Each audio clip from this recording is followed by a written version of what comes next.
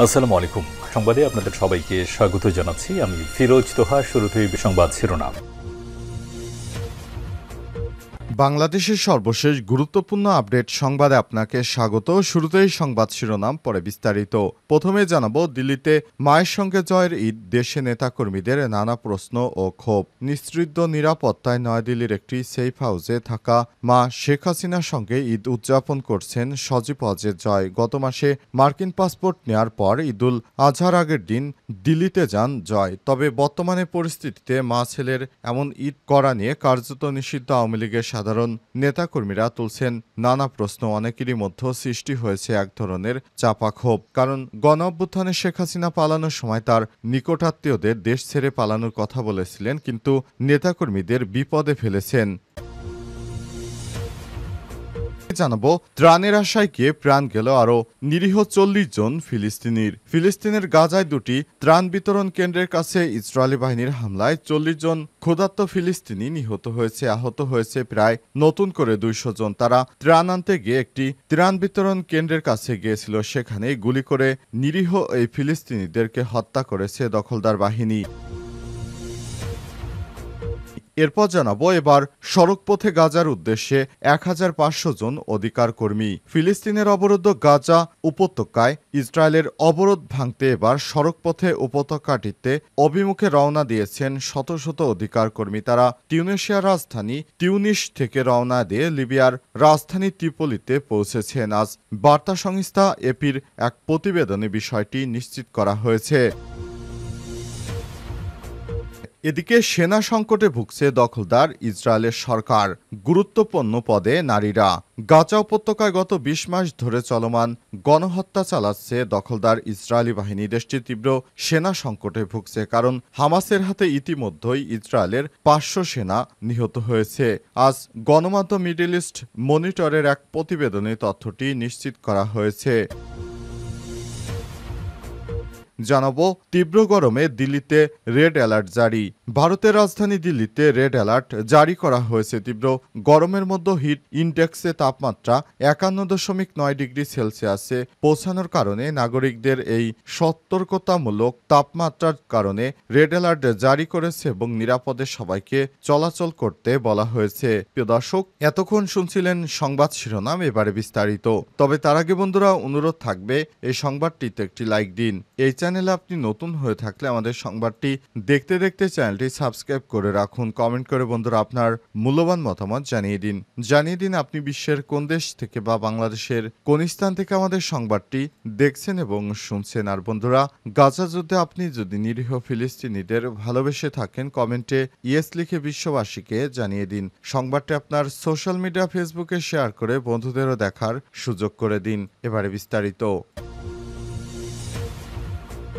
মায়ের সঙ্গে জয়ের ঈদ, দেশে নেতাকর্মীদের নানা প্রশ্ন ও ক্ষোভ। নিশ্চিদ্র নিরাপত্তায় নয়াদিল্লির একটি সেফ হাউসে থাকা মা শেখ হাসিনার সঙ্গে ঈদ উদযাপন করছেন সজীব ওয়াজেদ জয়। গত মাসে মার্কিন পাসপোর্ট নেয়ার পর ঈদুল আজহার আগের দিন দিল্লিতে যান জয়। তবে বর্তমানে পরিস্থিতিতে মা ছেলের এমন ঈদ করা নিয়ে কার্যত নিষিদ্ধ আওয়ামী লীগের সাধারণ নেতাকর্মীরা তুলছেন নানা প্রশ্ন। অনেকেরই মধ্যে সৃষ্টি হয়েছে এক ধরনের চাপা ক্ষোভ। কারণ গণ অভ্যুত্থানে শেখ হাসিনা পালানোর সময় তার নিকটাত্মীয়দের দেশ ছেড়ে পালানোর কথা বলেছিলেন, কিন্তু নেতাকর্মীদের বিপদে ফেলেছেন।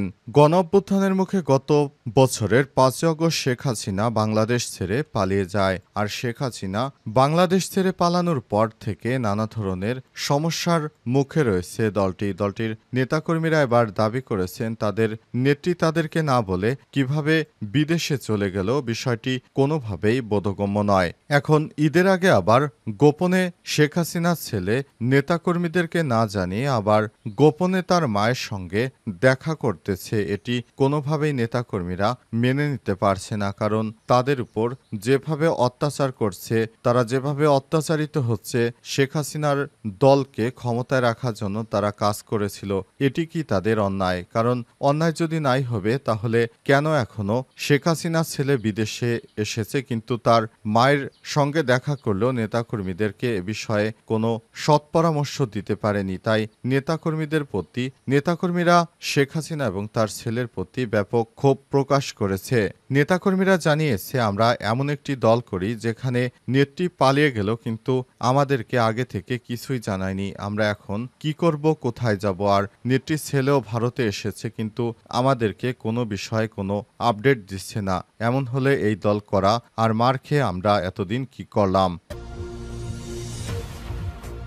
ত্রাণের আশায় গিয়ে প্রাণ গেল আরও ৪০ জন নিরীহ ফিলিস্তিনের গাজায় দুটি ত্রাণ বিতরণ কেন্দ্রের কাছে ইসরায়েলি বাহিনীর হামলায় ৪০ জন ক্ষুধার্ত ফিলিস্তিনি নিহত হয়েছে। আহত হয়েছে আরও অনেকেই। আহত হয়েছে নতুন করে ২০০ জন। দুটি ত্রাণ কেন্দ্রেই পরিচালনা করছে যুক্তরাষ্ট্র ও ইসরায়েল সমর্থিত বিতর্কিত গাজা হিউম্যানিটেরিয়ান ফাউন্ডেশন জিএইচএফ এ নিয়ে বিতর্কিত সংস্থাটির ত্রাণ নিতে গিয়ে ১.৫ শতাধিক ফিলিস্তিনি নিহত হয়েছে। গাজা জরুরি পরিষেবা বিভাগ সিভিল ডিফেন্সের বরাত দিয়ে বার্তা সংস্থা এএফপি জানিয়েছে, আজ যুক্তরাষ্ট্র সমর্থিত একটি ত্রাণ বিতরণ কেন্দ্রে প্রবেশের অপেক্ষায় থাকা ফিলিস্তিনিদের উপর ইসরায়েলি বাহিনীর হামলা চালায়। এতে ৩১ জন নিহত হয়েছে, আহত হয়েছে প্রায় ২০০ জন। এর মধ্যে গাজার নেতজারিম করিডোর এলাকায় এই ঘটনা ঘটে। সিভিল ডিফেন্সের মুখপাত্র মাহমুদ বাসাল বলেছেন, যুক্তরাষ্ট্রে সাহায্য কেন্দ্র থেকে খাবার নিতে যাওয়ার সময় কয়েক হাজার নাগরিকের উপর ইসরায়েলি বাহিনী ট্যাঙ্ক ও ড্রোন হামলা চালায়। এই ঘটনায় আমরা শহীদ অন্তত ৩১ জনের লাশ এবং প্রায় ২০০ জনকে আহত উদ্ধার করেছি। মাহমুদ বাসাল আর বলেন, গত মঙ্গলবার দিবাগত রাত ২টা থেকে যুক্তরাষ্ট্র ও ইসরায়েল সমর্থিত খাবার বিতরণ কেন্দ্রের কাছে জড়ো হতে শুরু করে কয়েক হাজার নিরীহ ফিলিস্তিনি। তাদেরকে হঠাৎ করে অতর্কিত হামলা করে হত্যা করা হয়েছে। নতুন করে নিরীহ ফিলিস্তিনিদেরকে এভাবে হত্যা করা দখলদার ইসরায়েলি বাহিনীর মোটেও উচিত হয়নি। এই ধরনের হত্যাকাণ্ড কখনোই মেনে নেওয়া যায় না, কারণ নিরীহ ফিলিস্তিনিরা খাবারের জন্য গেছে, তারা কোনো অপরাধ করেনি। এই ধরনের অপরাধ করেছে গাজা, সেটি ভাষায় বলা যায় না। এবার সড়কপথে গাজার উদ্দেশ্যে ১৫০০ জন অধিকার কর্মী। ফিলিস্তিনের অবরুদ্ধ গাজা ভূখণ্ডে ইসরায়েলের অবরোধ ভাঙতে এবার সড়কপথে উপত্যকাটিতে অভিমুখে রওনা দিয়েছে শত শত অধিকার কর্মী। তারা তিউনিসিয়ার রাজধানী তিউনিস থেকে রওনা দিয়ে লিবিয়ার রাজধানী ট্রিপোলিতে পৌঁছেছেন। আজ বার্তা সংস্থা এপির প্রতিবেদনে বলা হয়েছে, এই দলটিকে কমপক্ষে ১৫০০ লোক রয়েছে। তারা Algeria, Mauritania, Morocco, Tunisia, Libya থেকে আরও লোক যোগ করে দেবে বলে আশা করা হচ্ছে। অবিচলিত নামের ওই বহরটিতে শতাধিক গাড়ি এবং কয়েক ডজন বাস রয়েছে। বহরটি এখন লিবিয়ার জাউইয়া শহরে পৌঁছেছে। তারা সেখান থেকে মিশরের কায়রোতে যাওয়ার চেষ্টা করবেন, সেখান থেকে যাবেন গাজা সীমান্তবর্তী রাফা ক্রসিংয়ে। লিবিয়ার ত্রিপোলিতে বহরটি পৌঁছানোর পর তাদের অভিবাদন জানায় হাজার হাজার মানুষ। এছাড়াও বহরের গাড়িগুলোকে নিরাপত্তা দেয় সেখানকার পুলিশ। এই বহরটিতে থাকা আলজেরিয়ার জামিলা শরিতা মঙ্গলবার বলেছেন, তিউনিসিয়া এবং লিবিয়ার কর্তৃপক্ষ বহরটিকে থাকা লোকজনকে সহযোগিতা করেছে। বহরে থাকা লোকজন জায়েদ আল হামামি বলেছেন, এই কনভয়ের লক্ষ্য রাফা ক্রসিং পুনরায় চালু করা এবং গাজা উপত্যকায় ত্রাণ প্রবেশের অনুমতি দেওয়ার জন্য চাপ সৃষ্টি করা। এপি বলছে, আজ রাত পর্যন্ত বহরটিতে থাকা লোকজন মিশরে প্রবেশ করতে পারছিলেন কিনা স্পষ্ট নয়। মিশরের পররাষ্ট্র মন্ত্রণালয়ের এক বিবৃতিতে বলছে, গাজা সংলগ্ন সীমান্ত এলাকায় আরিশ শহর এবং রাফা সীমান্ত ক্রসিং রয়েছে। সেখানে যাওয়ার আগে যে কোনো বিদেশি প্রতিনিধি দলকে অনুমতি দিতে হবে। এদিকে ইসরায়েলের প্রতিরক্ষামন্ত্রী ইসরায়েল কার্তজ বলেছেন, বহরটিতে গাজায় প্রবেশ করতে দেওয়া হবে না, কারণ এতে তাদের সেনারা ঝুঁকির মধ্যে পড়তে পারে। বহরটির যাত্রা আটকাতে মিশরকে আহ্বান জানিয়েছে ইসরায়েল। সেনা সংকটে ভুগছে ইসরায়েল, গুরুত্বপূর্ণ পদে নারীরা।